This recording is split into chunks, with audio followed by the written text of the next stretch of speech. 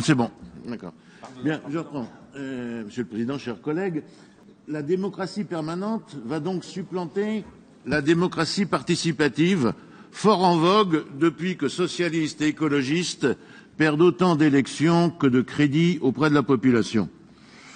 La région veut maintenant une démocratie au caractère plus permanent, j'adore cette expression, dépassant le seul temps des consultations que constitue l'élection. Alors pour moi, plus permanent, c'est comme plus blanc que blanc.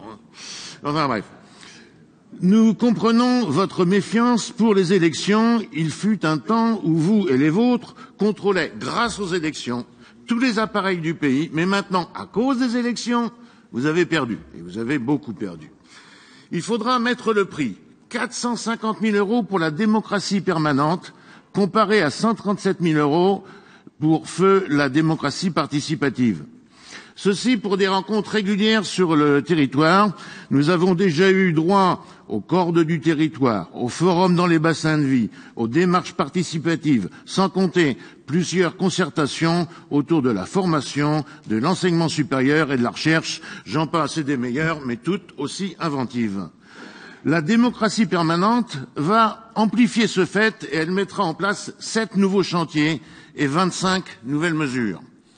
Or, les frais annoncés de 450 000 €, il faut compter toutes les heures que le personnel de la région sera obligé d'investir, car il faudra beaucoup de temps pour la création, la gestion et l'animation des différents comités Théodule.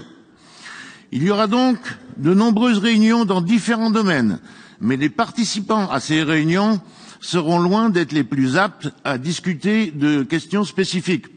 Une réunion sur l'hôtellerie qui se tient entre 11h et midi n'attire guère les restaurateurs. C'est pourtant ce qui s'est passé aux États généraux de l'économie à Blois.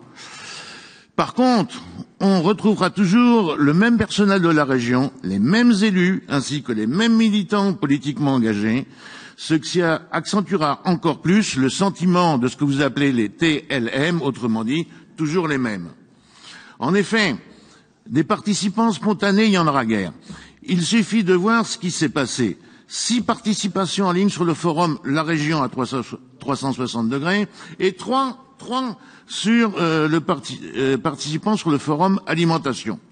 Autre exemple qui ne tient pas de la région mais qui est d'un esprit similaire, c'est ce qui s'est passé à la ville de Tours. Tours avait institué les CVL, ce qui veut dire là-bas Conseil de vie locale. Chacun affecté d'une somme de 20 000 €. Ceux-ci ont été annulés par manque de participation et de motivation.